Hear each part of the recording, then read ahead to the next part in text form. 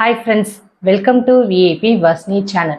இன்னைக்கு என்ன பார்க்க போறேன்னா, நிறைய பேர் என்கிட்ட கமெண்ட்ல கேட்டிருந்தாங்க, பச்சரிசி மாவை எப்படி நீங்க அரைக்கிறீங்க அப்படின்ற மாதிரி கேட்டிருந்தாங்க. ஸோ அவங்களுக்கான வீடியோஸ் தான் இது. இந்த பச்சரிசி மாவை இந்த மாதிரி நல்லா பக்குவமா நீங்க அரைச்சிங்கன்னா தான் ஸ்நாக்ஸ் பண்ணும்போது நமக்கு சூப்பரா வரும்.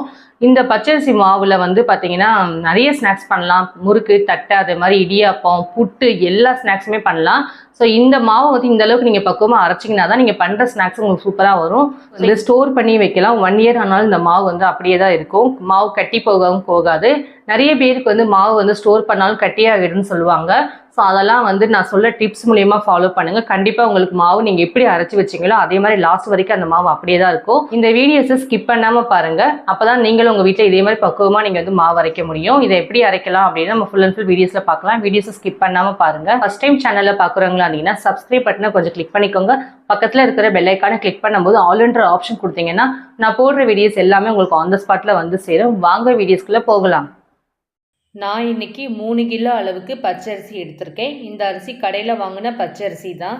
மாவு பச்சரிசி தான் கடையில் வாங்கிட்டு வந்திருக்கேன். மாவு பச்சரிசி தான் பண்ணணும் இல்லை, நார்மலாக கடையில் விற்கிற எல்லா பச்சரிசியும் யூஸ் பண்ணிக்கலாம். மாவு பச்சரிசியாக நீங்கள் வாங்கி செய்யும்போது நமக்கு குவான்டிட்டி அதிகமாக வரும். மாவு நல்லாயிருக்கும். ஸ்நாக்ஸு அதே மாதிரி புட்டு, இடியாப்பம் எல்லாத்துக்குமே சூப்பராக இருக்கும். மாவு பச்சரிசி தான் வாங்கணும் கிடையாது, வேறு எந்த பச்சரிசி ரகம் வேணாலும் நீங்கள் வாங்கிக்கலாம். நான் இன்றைக்கி மாவு பச்சரிசி தான் யூஸ் பண்ணி நான் காமிக்க போகிறேன். இதே முறையில் நீங்கள் ரேஷன் பச்சரிசி கூட யூஸ் பண்ணி கூட செய்யலாம். அரிசியை தண்ணி ஊற்றி கழுவி எடுக்க போகிறோம். பாத்திரம் இந்த மாதிரி பக்கெட் இந்த மாதிரி பெருசாக எடுத்துக்கோங்க. அப்போ தான் நமக்கு கழுவி எடுக்கிறதுக்கு ஈஸியாக இருக்கும். இந்த மாதிரி பெரிய பக்கெட்டில் நம்ம யூஸ் பண்ணி நம்ம கழுவும் போது நமக்கு கம்ஃபர்டபுளாக இருக்கும். அரிசியை நல்லா கையை வச்சு உள்ளே நல்லா தண்ணி ஊற்றி கழுவி எடுக்கும் போது ஈஸியாகவும் இருக்கும். அரிசி முழுகிற அளவுக்கு தண்ணி சேர்த்துக்கலாம். தேவையான அளவுக்கு தண்ணி சேர்த்துட்டு அரிசியை ஃபுல்லாக நம்ம கையால் நல்லா தேய்ச்சி கழுவி எடுக்க போகிறோம். இந்த மாதிரி நீங்கள் கழுவி எடுத்திங்கன்னா அரிசியில் இருக்கிற அழுக்கு எல்லாமே நமக்கு க்ளீனாக சுத்தமாக வந்துடும். அரிசியை இந்த மாதிரி தண்ணி ஊற்றி கழுவும் போது உடனே கழுவி எடுத்துடணும். தண்ணி ஊற்றி ஊற வைக்க வேணாம். அப்படி ஊற வச்சிங்கன்னா அரிசி எல்லாமே நமக்கு உடஞ்சி போயிடும். இதுவே நீங்கள் ரேஷன் அரிசியை யூஸ் பண்ணுற மாதிரி இருந்தால் இன்னும் கொஞ்சம் தண்ணி ஊற்றி ஊற்றி கழுவுற மாதிரி இருக்கும். நான் இன்றைக்கி 3 தண்ணி அந்த மாதிரி ஊற்றி தான் நான் கழுவி எடுக்கிறேன். ரேஷன் அரிசியாக இருந்துச்சுன்னா 10 தண்ணியாக ஊற்றி கழுவணும். அப்போ தான் நமக்கு அரிசியில் இருக்கிற அழுக்கு எல்லாமே க்ளீனாக போகும். அந்த மாதிரி கழுவுனா தான் நமக்கு அரிசி எல்லாமே வெள்ளை வெள்ளைன்னு இருக்கும். மாவாக நம்ம அரைச்சி எடுத்ததுக்கப்புறம் மாவு நல்ல வெள்ளையாகவும் இருக்கும். ஸோ செகண்ட் டைம் நான் தண்ணி ஊற்றி நான் தேய்ச்சி கழுவுறேன். இதே மாதிரி ஒரு 3 தடவை மட்டும் தண்ணி ஊற்றி தேய்ச்சி கழுவுனீங்கன்னா போதும், அரிசி எல்லாமே நமக்கு நல்ல வெள்ளையாக வந்துடும். அரிசி எல்லாமே சுத்தமாக தண்ணி ஊற்றி 3 தடவை கிட்ட கழுவி எடுத்திருக்கேன். இந்த மாதிரி நீங்கள் கழுவி எடுத்திங்கன்னா தான் அரிசி நல்லா வெள்ளை வெள்ளைன்னு இருக்கும். நம்ம கழுவி காய வச்சதுக்கப்புறம் நமக்கு மாவு நல்ல வெள்ளையாகவும் வரும். இந்த அரிசியை நம்ம அப்படியே எடுத்துகிட்டு போய் மொட்டை மாடி வெயிலில் கொண்டு போய் நீங்கள் காய வச்சிங்கன்னா போதும், சூப்பராக காஞ்சிரும். வெயில் டைமாக எடுத்துகிட்டு போய் காய வைங்க. கொஞ்சம் கிளைமேட் சேஞ்சாக இருந்தாலும் நீங்கள் காய வைக்க வேண்டாம். மொட்டை மாடியில் இந்த மாதிரி ஒரு துணியை விரிச்சிட்டு அது மேலே அரிசியை ஃபுல்லாக நான் சேர்த்துக்கிறேன். சேர்த்ததுக்கப்புறம் அரிசியை ஃபுல்லாக நம்ம கையால் ஃபுல்லாக ஸ்ப்ரெட் பண்ணி விடணும். அப்போ தான் நமக்கு அரிசி எல்லாமே தனித்தனியாக இருக்கும். நம்ம காயறதுக்கு கொஞ்சம் ஈஸியாக இருக்கும். இந்த மாதிரி கையால் ஃபுல்லாக அரிசி எல்லாமே அந்த துணியில் ஃபுல்லாக பரவி விடுங்க. அப்போ தான் நமக்கு சீக்கிரம் அரிசி எல்லாமே நல்லா காஞ்சி வரும். வெயில் கால டைமில் அதை நீங்கள் போட்டிங்கன்னா சீக்கிரமே நமக்கு காஞ்சிடும் ஒரு நாள்லையே. மழை கால டைம் கிளைமேட் பார்த்துட்டு நீங்கள் அதுக்கேற்ற மாதிரி காய வச்சுக்கோங்க. மேகமூட்டமாக இருக்கிற டைமில் நீங்கள் போட்டிங்கன்னா நமக்கு காய்கிறதுக்கு கொஞ்சம் 2 நாள் ஆகும். 2 நாள் ஆனால் நமக்கு அரிசியை லைட்டாக கொஞ்சம் ஸ்மெல்லிங் இருக்க மாதிரி இருக்கும், ஈரப்பதமும் இருக்க மாதிரி இருக்கும். இந்த மாதிரி நீங்கள் காய வச்சு எடுத்தீங்கன்னா மாவு ஸ்டோர் பண்ணாலும் உங்கள் மாவு உங்களுக்கு சீக்கிரமே கெட்டியாயிடும். அதனால் நல்ல வெயிலாக இருக்கும் போது காய வச்சுக்கோங்க. பர்ஃபெக்டாக நமக்கு அரிசி எல்லாமே நல்லா காஞ்சி வந்துடும். எங்கள் வீட்டு மொட்டை மாடியில் எப்போ நான் காய வச்சாலும் மேலே துணி போட்டு சுற்றி செங்கக்கல் வச்சு நான் ஃபுல்லாக க்ளோஸ் பண்ணிவிடுவேன். ஏன்னா எங்கள் வீட்டு பக்கத்தில் நிறைய புறாக்கள் இருக்காங்க. ஸோ அவங்க எல்லாம் அந்த அரிசியை ஃபுல்லாக சாப்பிட்டு முடிச்சுட்டு எனக்கு கொஞ்சம் கூட அரிசி இருக்காது. 3 கிலோ அரிசி காய வச்சா எனக்கு 1/2 கிலோ அந்த மாதிரி தான் கிடைக்கும். கோதுமை இந்த மாதிரி எந்த பொருள் காய வச்சாலும் மேக்ஸிமம் அந்த புறாக்களே பாதி சாப்பிட்றதுனால இந்த மாதிரி ஃபுல்லாக க்ளோஸ் பண்ணி துணியை போட்டுட்டு அதுக்கு மேலே செங்கக்கல் வச்சுருவேன். இந்த மாதிரிலாம் வச்சுமே புறா திரும்பவும் வரும். ஏன்னா மேலே அந்த துணி இருக்குது பாருங்கள், அந்த துணியை ஓட்டை போட்டு அதுக்குள்ளே அரிசியை சாப்பிட்டுட்டு போகும். எப்படி க்ளோஸ் பண்ணியிருந்தாலும் லைட்டாக எனக்கு ஈவினிங் ஆனால் கொஞ்சம் கலைஞ்சு போய் தான் இருக்கும் அந்த துணி எல்லாமே. ஸோ ஈவினிங் வரைக்கும் ஆகிடுச்சு. மார்னிங் நான் காய வச்சேன், ஈவினிங் நான் எடுத்து காமிக்கிறேன். அரிசி எல்லாமே எந்த அளவுக்கு காஞ்சிருக்குன்னு பாருங்கள். அரிசி எல்லாமே காஞ்சிச்சு நீங்கள் தெரிஞ்சுக்கிறதுக்கு வாயில் லைட்டாக போட்டு பாருங்கள். கொஞ்சம் நம்ம கறக்கு முறக்குன்னு இருக்கும், அந்த மாதிரி காஞ்சிச்சுன்னு அர்த்தம். கையால் நீங்கள் எடுத்து பார்க்கும்போது சுத்தமாக ஈரமும் இல்லாமல் இருக்கும். அப்புறம் கையாலே இந்த மாதிரி அரிசியை வந்து நீங்கள் நசுக்கி பார்த்தீங்கன்னா அரிசி எல்லாமே நமக்கு உடைய ஆரம்பிக்கும். இந்த மாதிரி காஞ்ச உடனே மிஷினில் கொண்டு போய் நம்ம அரைச்சிக்கலாம்.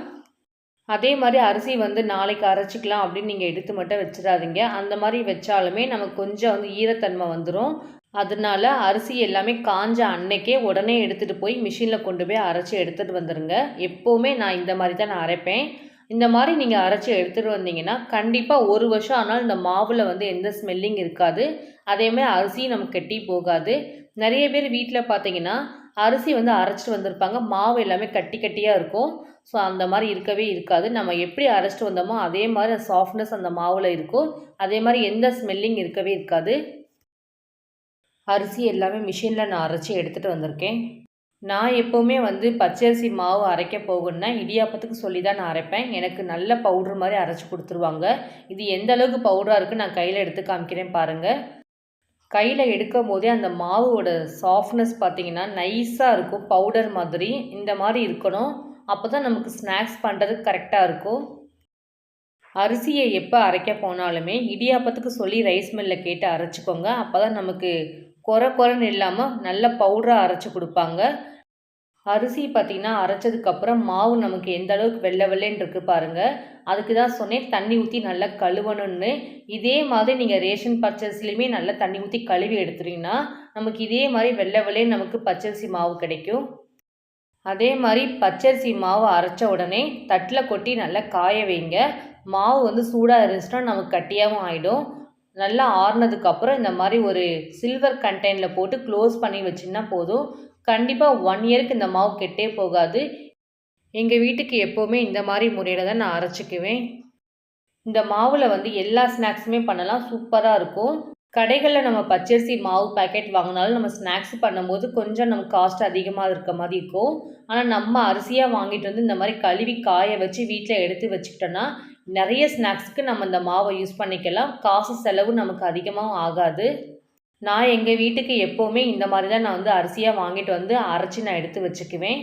என்னோடய சேனலில் வந்து அடிக்கடி நான் வந்து ஸ்நாக்ஸ் பண்ணுற ரெசிபி எல்லாத்துக்கும் இந்த மாவு தான் நான் யூஸ் பண்ணுவேன். இந்த மாதிரி பக்குவத்தில் தான் நான் மாவு அரைச்சி நான் வந்து ஸ்டோர் பண்ணி வச்சுக்குவேன். ஒரு சில பேருக்கு இந்த பச்சரிசி மாவு பக்குவம் வந்து யூஸ்ஃபுல்லாக இருக்கும்னு நினைக்கிறேன். இந்த மாதிரி முறையில் நீங்கள் அரைச்சி எடுத்தீங்கன்னா எப்போவுமே பூச்சி வண்டு மாவில் வரவே வராது. அரிசியாக வாங்கிட்டு வந்து எப்படி கழுவி காய வச்சு மிஷினில் அரைச்சி எடுத்துகிட்டு வந்து பக்குவமாக எப்படி ஸ்டோர் பண்ணலாம் அப்படின்னு நான் வீடியோஸ் உங்களுக்கு நான் செஞ்சு காமிச்சிருக்கேன். உங்களுக்கு ரொம்ப ரொம்ப யூஸ்ஃபுல்லாக இருக்கும்னு நினைக்கிறேன். இதே மாதிரி முறையில் நீங்களும் செஞ்சு பாருங்கள். பார்த்துட்டு எப்படி இருந்துச்சு கமெண்ட்டில் சொல்லுங்கள். என்னோடய வீடியோஸ் உங்களுக்கு பிடிச்சிருந்துச்சுன்னா லைக் பண்ணுங்கள், ஷேர் பண்ணுங்கள், கமெண்ட் பண்ணுங்கள், சப்ஸ்கிரைப் பண்ணுங்கள். பக்கத்தில் இருக்கிற பெல் ஐக்கானை கிளிக் பண்ணிவிடுங்க. Thank you friends.